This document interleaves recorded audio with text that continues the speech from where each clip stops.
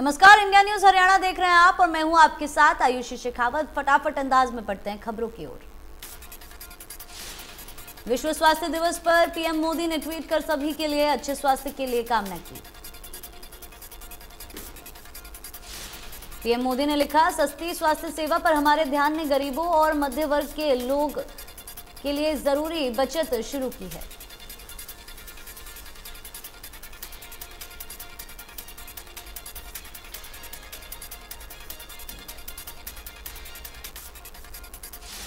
प्रधानमंत्री नरेंद्र मोदी से मिलने पहुंचे हरियाणा के सांसद। हरियाणा सहित 4 राज्यों के तकरीबन 50 सांसद पहुंचे मिलने। संसद सत्र के दौरान पीएम करते हैं अलग अलग राज्यों के सांसदों के साथ चर्चा। दिल्ली के विज्ञान भवन में एनडीआरएफ की वार्षिक कॉन्फ्रेंस हुई, जिसमें गृह मंत्री अमित शाह ने भी शिरकत की और कहा, दुनिया भर के आपदा के क्षेत्र में एनडीआरएफ ने अपना एक सिक्का जमाया है।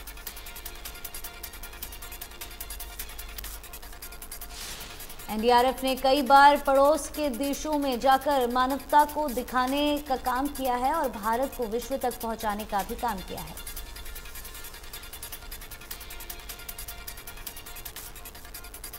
रक्षा मंत्री राजनाथ सिंह गुरुवार यानी आज उन रक्षा उत्पादों की लिस्ट जारी करेंगे जिन्हें भारत में ही बनाया जाएगा।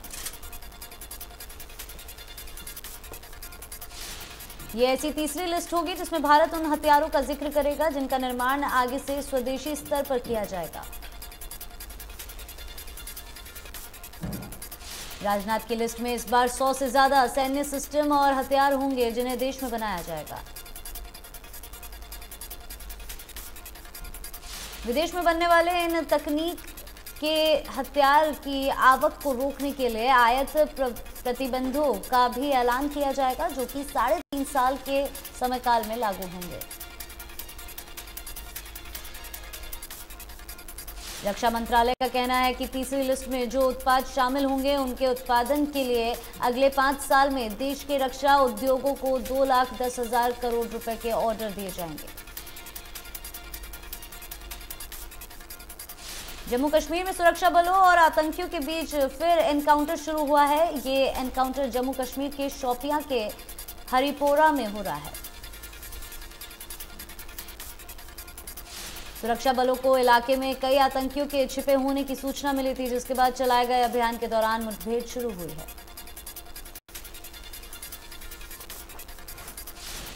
रूस यूक्रेन के बीच छिड़ी जंग 43वें दिन भी जारी है। दोनों में से कोई भी देश झुकने के लिए तैयार नहीं। यूक्रेन के मारियोपोल में रूस ने खतरनाक तरीके से तबाही मचाई है। यहां के महापौर ने बताया कि शहर में अब तक 5,000 लोगों की मौत हो चुकी है। महापौर वाडियम बोइचेंको ने बताया कि मारे गए लोगों में 210 बच्चे हैं। यूक्रेन ने दावा किया है कि मारियोपोल के अस्पताल में रूसी हमले में 50 लोगों की जिंदा जलकर मौत हुई है। नाटो महासचिव जेंस स्टोल्टेनबर्ग ने कहा कि यूक्रेन के खिलाफ रूस के युद्ध में महीनों या साल भी लग सकते हैं, इसीलिए सहयोगी देशों को रूसी आक्रमण का मुकाबला करने में यूक्रेन का समर्थन जारी रखें।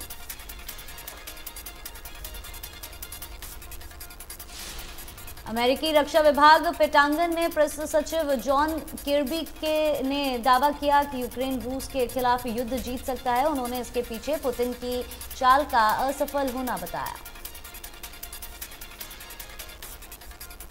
व्हाइट हाउस ने रूस पर नए प्रतिबंधों की घोषणा की, जिसमें रूसी राष्ट्रपति व्लादिमीर पुतिन की 2 बेटियों पर पहली बार व्यक्तिगत प्रतिबंध शामिल है।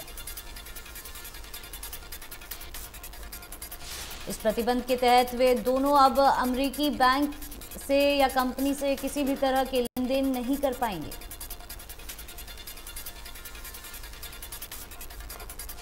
सीएनजी की कीमतों में लगातार दूसरे दिन बड़ा इजाफा हुआ है। आज सीएनजी की कीमतें 3 रुपए प्रति किलो बढ़ गई है। एक हफ्ते में अब तक 9 रुपए 60 पैसे की बढ़ोतरी सीएनजी पर हो चुकी है। आज दिल्ली में सीएनजी के दाम 69 रुपए 11 पैसे प्रति किलो हो गए हैं, जबकि नोएडा, ग्रेटर नोएडा और गाजियाबाद में 71 रुपए 67 पैसे प्रति किलो की दर से बिक रही है सीएनजी। वहीं करनाल और कैथल में 77 रुपये 77 पैसे प्रति किलो की दर से आज सीएनजी की बिक्री हो रही है।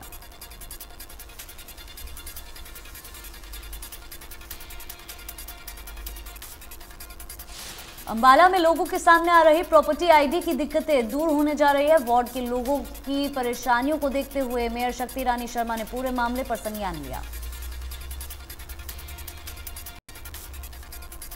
मेयर शक्ति रानी शर्मा ने पूरे मामले को लेकर निगम अधिकारियों से विचार विमर्श भी किया। संबंधित एजेंसी को वार्डों में जाकर प्रॉपर्टी आईडी ठीक करने के निर्देश दिए।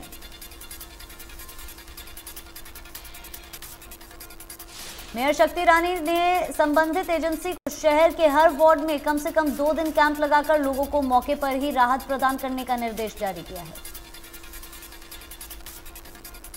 एजेंसी के कर्मचारी उस वार्ड के पार्षद को साथ लेकर उसी वार्ड में एक स्थान पर बैठक कर लोगों के प्रॉपर्टी के रिकॉर्ड को चेक कर सही प्रॉपर्टी आईडी बनाने का काम करेंगे। अंबाला के वार्ड 18 में वार्ड वासियों की तरफ से एक साई संध्या का आयोजन किया गया, जिसमें अंबाला की मेयर शक्ति रानी शर्मा ने शिरकत की।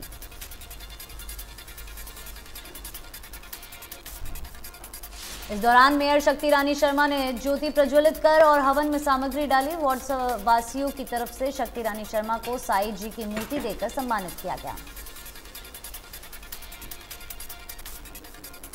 मेयर शक्ति रानी शर्मा ने वार्ड वासियों की एकता और भव्य सफल कार्यक्रम की तारीफ की।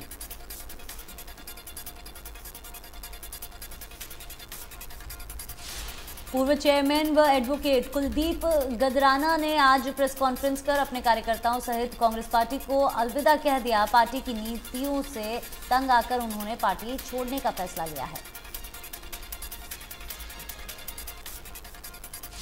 इस दौरान कुलदीप गदराना ने कहा कि कांग्रेस पार्टी में अनुशासन नाम की चीज नहीं है। पार्टी में जमीनी स्तर पर काम करने वाले कार्यकर्ताओं की कोई कदर नहीं है। पार्टी में चापलूसी करने वालों का बोलाबाला है।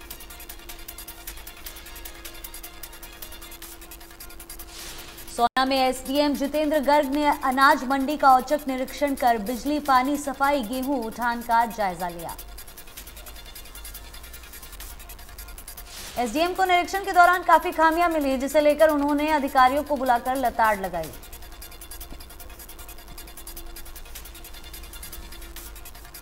गेहूं का उठान नहीं करने पर ठेकेदार के खिलाफ नोटिस जारी कर कार्रवाई करने के मार्केट कमेटी के अधिकारी को कहा।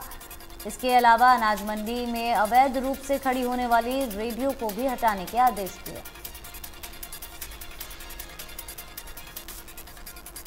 बहादुरगढ़ की अनाज मंडी में 6 आढ़ती खरीद प्रक्रिया से बाहर कर दिए गए। आढ़तियों पर आरोप है कि उन्होंने रिश्वत नहीं देने पर लाइसेंस रिन्यू नहीं किए।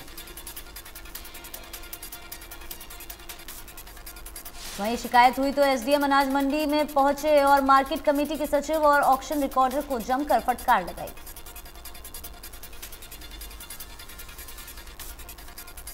एसडीएम ने मार्केट कमेटी अधिकारी को नोटिस भी जारी किया। एसडीएम का कहना है कि जो भी दोषी होगा उस पर कार्रवाई की जाएगी, तब तक किसी भी किसान को दिक्कत नहीं आने दी जाएगी। वहीं मार्केट कमेटी के सचिव का कहना है कि इन आढ़तियों के पास आने वाले किसानों के गेहूं को दूसरे आढ़तियों के खाते में खरीद सकते हैं। भवानीखेड़ा अनाज मंडी में अब तक 5000 क्विंटल गेहूं की आवक हुई है और अनाज मंडी में आढ़तियों ने कोई सुविधा नहीं होने के आरोप लगाए हैं। हरियाणा में गेहूं की खरीद 1 अप्रैल से शुरू हो चुकी है, लेकिन कई जिलों से मंडियों में खरीद अभी तक शुरू नहीं हो पाई है। किसानों का कहना है कि अधिकारी नमी का हवाला देकर गेहूं की खरीदी नहीं करवा रहे हैं। गेहूं खरीद शुरू होने से पहले सरकार ने सभी मंडी सचिव को निर्देश जारी किया था कि मंडियों में व्यापक व्यवस्था होनी चाहिए जिससे किसानों को परेशानी ना हो, लेकिन मंडियों में नमी के चलते गेहूं की फसल खुले आसमान के नीचे पड़ी है। किसानों ने बताया कि अधिकारियों का कहना है कि पर्याप्त तरीके से गेहूं की खरीद शुरू होने में अभी 10 दिन का और वक्त लग सकता है। गेहूं की खरीद को लेकर सरकार ने 15 मई तक का वक्त तय किया है।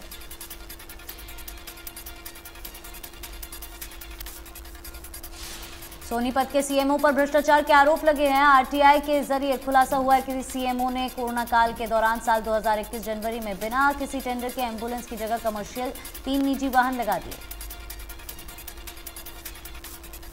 एक साल में सीएमओ के रसूखदार कर्मचारी को 3 गाड़ियों के तकरीबन 17,90,000 का भुगतान किया गया। एम्बुलेंस सेवा के लिए कोई मरीज नहीं भेजा गया।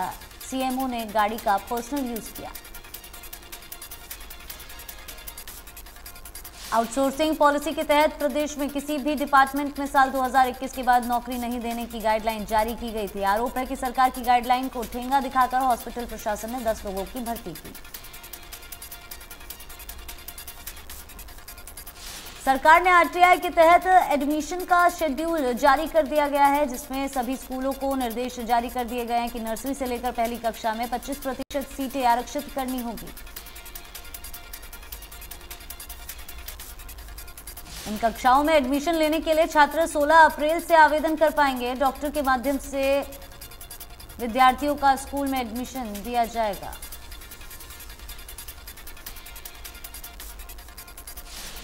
पंचकूला के हाई प्रोफाइल भवन विद्यालय स्कूल के प्रबंधन पर स्टूडेंट्स और उनके परिवार को मानसिक रूप से परेशान करने के आरोप लगे हैं। भवन विद्यालय में पढ़ने वाले बच्चों के कुछ पेरेंट्स ने आरोप लगाया कि भवन विद्यालय स्कूल प्रबंधन ने कॉल कर कहा गया कि अपने बच्चों को घर वापस ले जाइए, उनका रिजल्ट रोक लिया गया है। रोहतक के चीड़ी गांव में राजकीय कन्या वरिष्ठ माध्यमिक स्कूल के परीक्षा केंद्र पर बोर्ड अध्यक्ष डॉक्टर जगबीर सिंह और उपाध्यक्ष वीपी यादव ने छापेमारी की।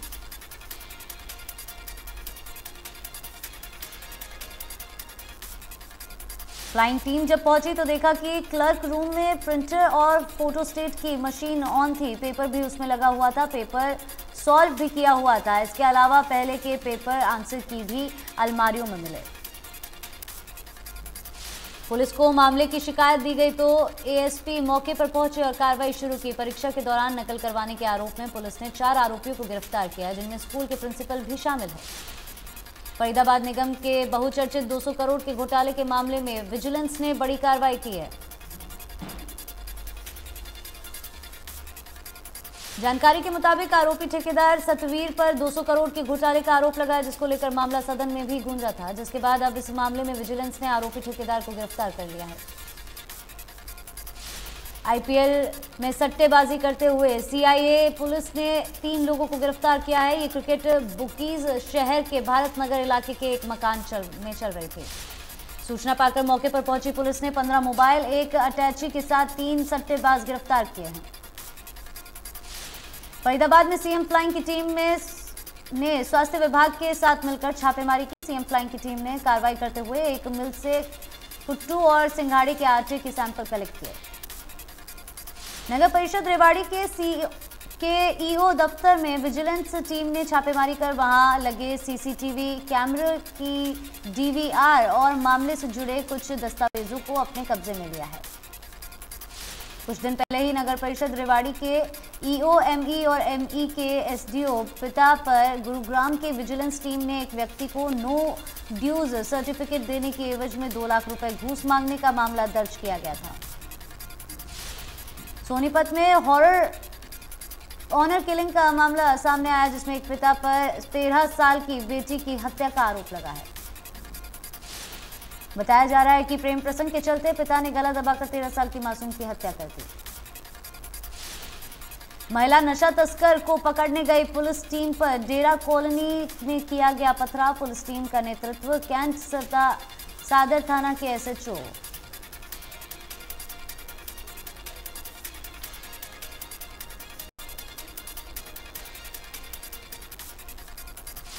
सिरसा की ऑटो मार्केट में 2 पक्षों में किसी बात को लेकर विवाद हो गया, जो कि देखते देखते इतना बढ़ गया कि दोनों पक्षों में लोगों ने एक दूसरे पर तेजधार हथियारों से हमला कर दिया। हमले में कई लोगों के घायल होने की सूचना मिली है। वहीं झगड़े की सूचना मिलने के बाद पुलिस मौके पर पहुंची और घायलों को अस्पताल में भर्ती कराया।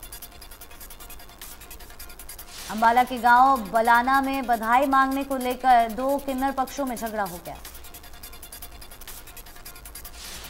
किन्नर लतिका ने बताया कि इससे पहले भी उन पर हमला हो चुका है, उनकी जान को खतरा है। वहीं पुलिस अधिकारियों ने बताया कि शिकायत पर मामला दर्ज कर लिया गया है। बहादुरगढ़ में बास्केटबॉल खेलते समय लोहे के पोल के नीचे दबने से एक युवा खिलाड़ी गंभीर रूप से घायल। आसपास खेल रहे बच्चों ने खिलाड़ी को पोल के नीचे से निकालकर शहर के एक निजी अस्पताल में भर्ती कराया। पंचकूला में क्राइम का ग्राफ बढ़ने लगा है। वहीं बरवाला में पंचकूला यमुनानगर हाईवे से गन पॉइंट पर गाड़ी को लूटने की वारदात सामने आई। होडल में तेज रफ्तार एक ट्रैक्टर चालक ने ट्रैक्टर को बिजली के खंभे में टक्कर मार दी। स्थानीय लोगों ने तुरंत मामले की सूचना बिजली विभाग को दी। बिल्डरों पर करोड़ों के एक्सटर्नल डेवलपमेंट चार्ज और इंफ्रास्ट्रक्चर डेवलपमेंट चार्ज की वसूली को लेकर कवायद तेज होती जा रही है। हरियाणा सरकार द्वारा 134A में समाप्त करने के विरोध में हरियाणा भर के यूथ कांग्रेसी कार्यकर्ता यमुनानगर के जगाधरी में शिक्षा मंत्री के निवास पर पहुंचकर हरियाणा सरकार के खिलाफ जमकर नारेबाजी की। कार्यकर्ताओं का आरोप है कि हरियाणा सरकार गरीब छात्रों के हितों के साथ खिलवाड़ कर रहे हैं। सिरसा के लघु सचिवालय में पैक्स कर्मचारियों के धरना लगा दिया। कर्मचारियों का कहना है कि मांग करते हुए कहा कि प्रभको और इफ्को की जो भी खाद आती है वो सारी की सारी गांव की सरकारी समितियों में आए ताकि किसान को खाद की लेने में कोई दिक्कत ना हो। पैक्स कर्मचारियों ने आगे कहा कि अगली बार यदि खाद गांव की सरकारी समितियों को न दी गई तो वो किसानों के साथ मिलकर अनिश्चितकालीन धरना लगा देंगे। फरीदाबाद सरकारी अस्पताल के सफाई कर्मी अपनी मांगों को लेकर धरने पर बैठ गए। अपनी मांगों को लेकर हेल्थ वर्करों ने 15 दिन पहले भी सीएमओ को नोटिस दिया था, लेकिन कोई सुनवाई नहीं हुई। रतिया के सरकारी स्कूल में खेल मैदान में सुधारीकरण न होने पर खिलाड़ियों में सरकार व प्रशासन के प्रति रोष देखने को मिला। इस दौरान खिलाड़ियों ने विधायक पर गंभीर आरोप लगाते हुए कहा कि गांव में विधायक ने अपने गांव 2 स्टेडियम मंजूर करवाए, जबकि शहर के इतने बड़े खेल मैदान की विधायक द्वारा सूद नहीं ली जा रही। महेंद्रगढ़ के रेलवे रोड पर प्रशासन की ओर से दुकान तोड़ने के मामले को लेकर पीड़ित दुकानदारों ने अनिश्चितकालीन धरना शुरू कर दिया है। पिछले दिनों प्रशासन ने रात के अंधेरे में पीला पंजा चलाकर 30 दुकानों को तोड़ दिया। कैटल डेयरी यूनियन के सदस्य इकट्ठे होकर अंबाला के डीसी कार्यालय पहुंचे, जहां उन्होंने डीसी अंबाला से मिलकर अपनी मांगों का एक ज्ञापन सौंपा। डेयरी संचालकों ने कहा कि बढ़ती महंगाई व दूध की कम कीमतों के कारण उनका व्यवसाय घाटे में चल रहा है। हरियाणा स्वास्थ्य कर्मचारी संघ के कर्मचारियों ने कोरोना काल में लगे 48 कर्मचारियों को एक्सटेंशन नहीं देने के विरोध में सिविल सर्जन कार्यालय के बाहर प्रदर्शन किया। प्रदर्शन कर रहे कर्मियों ने कहा कि अगर जल्दी सरकार ने इन कर्मियों के प्रति कोई फैसला नहीं लिया तो स्वास्थ्य कर्मचारियों संघ आगे से रणनीति बनाएगी और ठोस निर्णय लिया जाएगा। बल्लभगढ़ शहर में सुबह के समय लगने वाले जाम के कारण लोगों को काफी परेशानी का सामना करना पड़ रहा है। पुलिस अधिकारी कहते हैं कि गुड़िया चौक को बंद करने के कारण जाम की ये हालत बनी हुई है। पिछले 15 दिनों से पेट्रोल और डीजल के बढ़ते दामों के साथ सीएनजी और पीएनजी की भी दाम लगातार बढ़ रहे हैं। उद्यमियों का कहना है कि सरकार इस पर ध्यान देकर पेट्रोल और डीजल के दामों को कम करना चाहिए, क्योंकि उद्योग पेट्रोल और डीजल पर ज्यादा मात्रा में निर्भर है। गुरुग्राम में चैत्र महीने के 6वें नवरात्र पर माता शीतला मंदिर में मां कात्यायनी की पूजा अर्चना की गई। मंदिर में सभी दर्शन श्रद्धालु आसानी से दर्शन कर सके, इसके लिए मुख्य तौर पर 2 गेट मंदिर के खोले गए। लगातार बढ़ती गर्मी के बीच श्रद्धालुओं को किसी तरह की कोई परेशानी ना हो, इस बात को भी ध्यान में रखा गया। भारत में पिछले 24 घंटों में कोरोना वायरस के 1033 नए केस सामने आए और 11,639 एक्टिव केस मौजूद हैं। हरियाणा में कोरोना के 59 नए मामले सामने आए, जबकि 54 मरीजों ने कोरोना को मात दी है।